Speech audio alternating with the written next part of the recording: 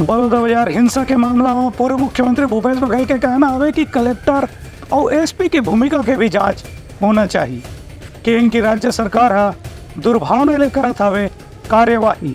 आज विधानसभा सत्र के बैठक के दूसरे दिन स्थगन प्रस्ताव पर चर्चा के दौरान प्रदेश के पूर्व मुख्यमंत्री भूपेश बघेल की बलौदाबाजार के जिला विभाग के कंपोजिट बिल्डिंग में आगजनी की घटना हो रही से एवं सतनामी समाज के लोगन मन जानबूझ के निशाना बनाए जाते, जबकि उमन के जैद खाना नुकसान पहुंचाए के बाद से विवाद शुरू हो रही से सतनामी समाज में आक्रोश के बाद FIR दर्ज करेगी। बिहार के 3 मजदूर मन गिरफ्तार करेगी, जबकि सच्चाई है कोई भी मजदूर काम नहीं मिले के कारण जैद खान जैसे स्तंभ नुकसान नहीं पहुंचा सके।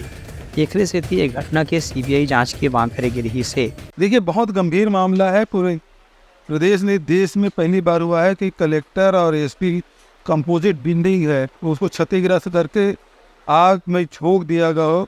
ऐसी घटना इतिहास में पहली बार हुआ है।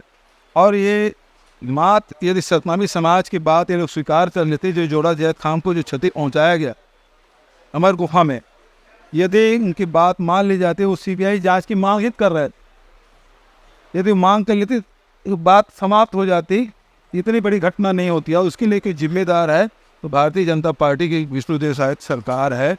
बहुत सारे तथ्य थे, हमारे साथियों ने रखा भी ग्राह्यता पे चर्चा करते हुए हम लोगों ने कहा कि ये कलेक्टर SP निलंबित करना ये स्पष्ट करता है कि सरकार मान ली है कि उनसे सबसे बड़ी गलती हुई है, चूक हुई है।